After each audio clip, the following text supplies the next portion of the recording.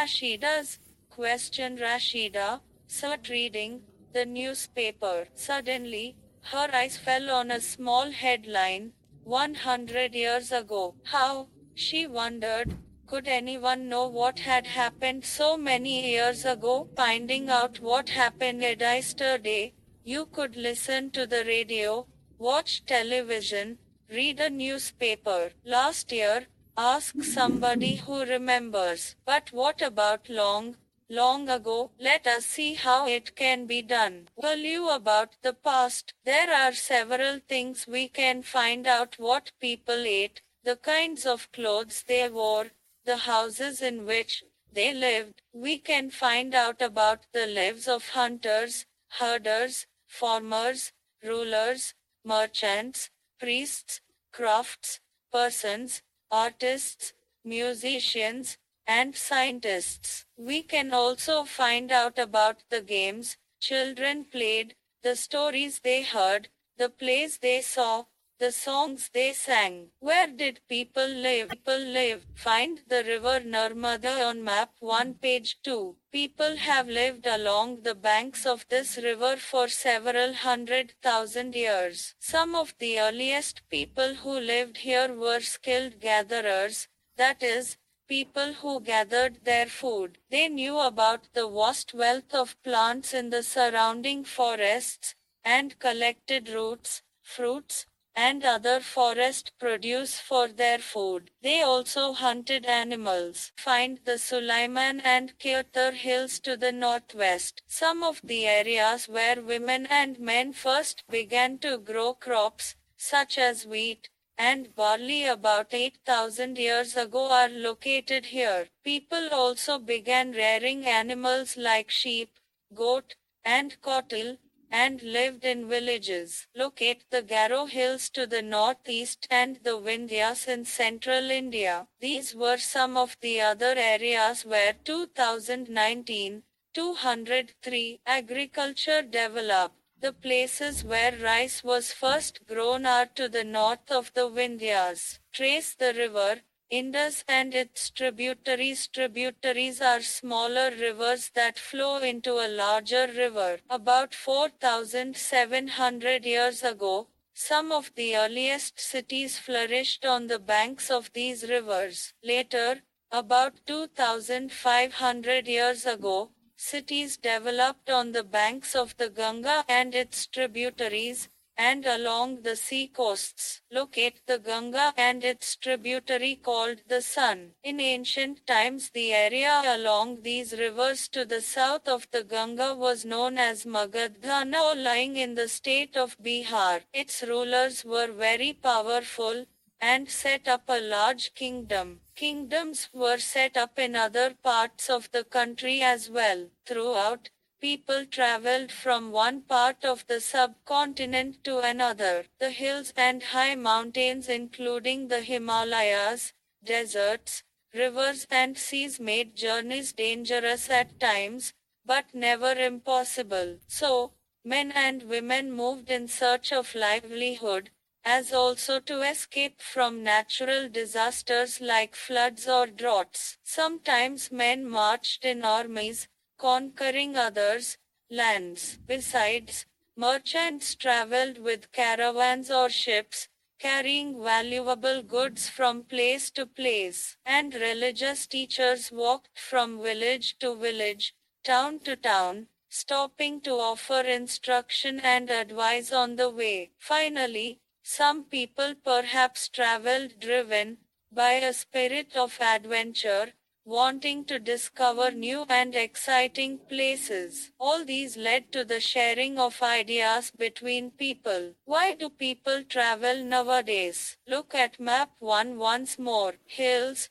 mountains, and seas form the natural frontiers of the subcontinent. While it was difficult to cross these frontiers, those who wanted could and did scale the mountains and cross the seas. People from across the frontiers also came into the subcontinent and settled here. Facing page. This is a map of South Asia including the present countries of India, Pakistan, Bangladesh, Nepal, Bhutan, and Sri Lanka and the neighboring countries of Afghanistan, Iran, China and Myanmar. South Asia is often called a subcontinent because although it is smaller than a continent, it is very large, and is separated from the rest of Asia by seas, hills and mountains. Past these movements of people enriched our cultural traditions. People have shared new ways of carving stone,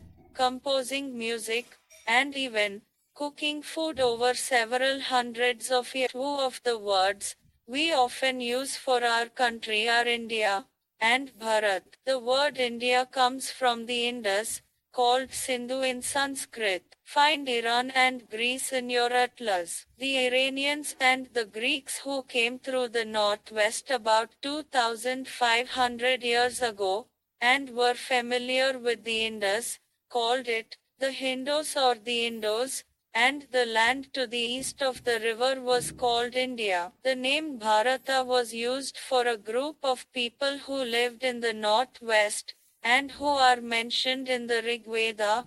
The earliest composition, in Sanskrit, dated to about 3500 years ago. Later it was used for the country. Finding out about the past. There are several ways of finding out about the past. One is to search for and read books that were written long ago. These are called manuscripts, because they were written by hand. This comes from the Latin word manu, meaning hand. These were usually written on palm, leaf, or on the specially prepared bark of a tree known as the birch, which grows in the Himalayas. Over the years, many manuscripts were eaten away by insects, some were destroyed, have survived, often preserved in temples and monasteries. These books dealt with all kinds of subjects, religious beliefs and practices, the lives of kings,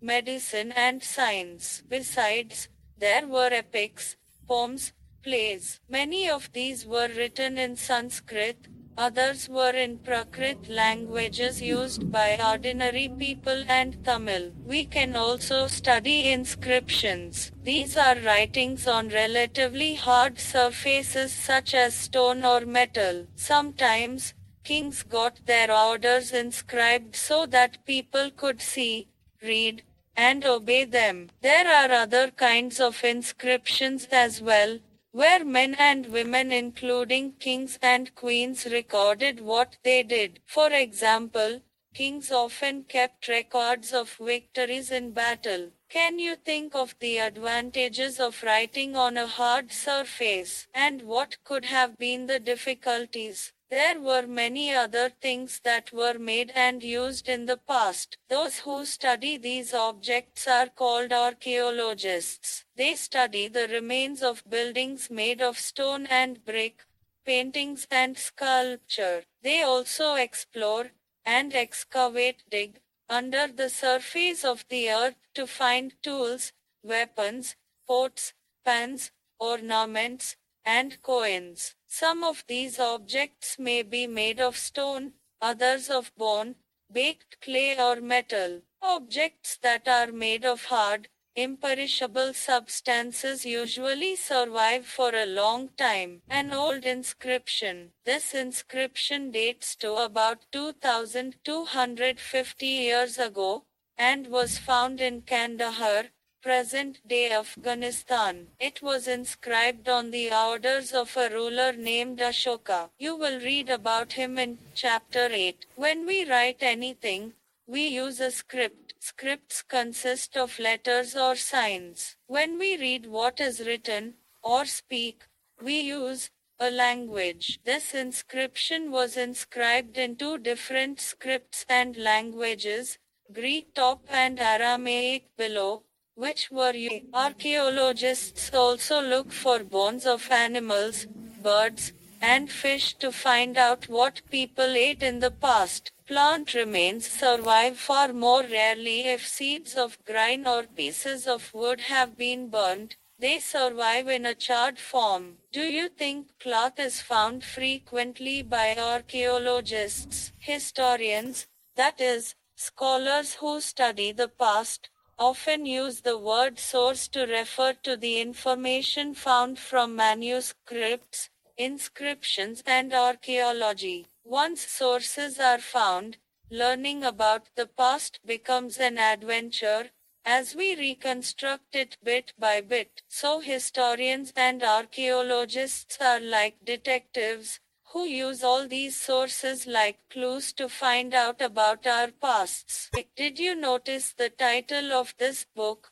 Our pasts. We have used the word pasts in plural to draw attention to the fact that the past was different for different groups of people. For example, the lives of herders or farmers were different from those of kings and queens. The lives of merchants were different from those of craftspersons, and so on. Also, as is true, even today, people followed different practices and customs in different parts of the country. For example, today most people living in the Andaman Islands get their own food by fishing, hunting, and collecting forest produce. By contrast, most people living in cities depend on others for supplies of food. Differences such as these existed in the past as well. Besides, there is another kind of difference. We know a great deal about kings and the battles they fought because they kept records of their victories. Generally, ordinary people such as hunters, fishing folk, gatherers, farmers or herders did not keep records of what they did. While archaeology helps us to find out about their lives, there is much that remains unknown.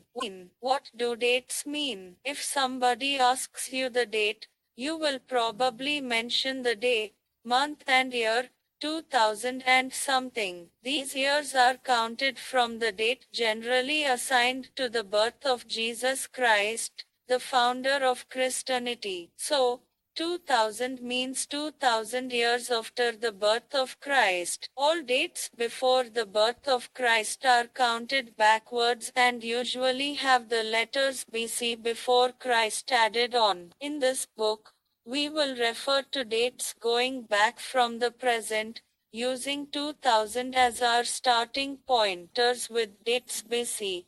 We have seen stands for before Christ. You will sometimes find at before dates. This stands for two Latin words, Anno Domini, meaning in the year of the Lord I, Christ. So 2012 can also be written as at 2012. Sometimes CA is used instead of AD and BCA instead of BC. The letters CA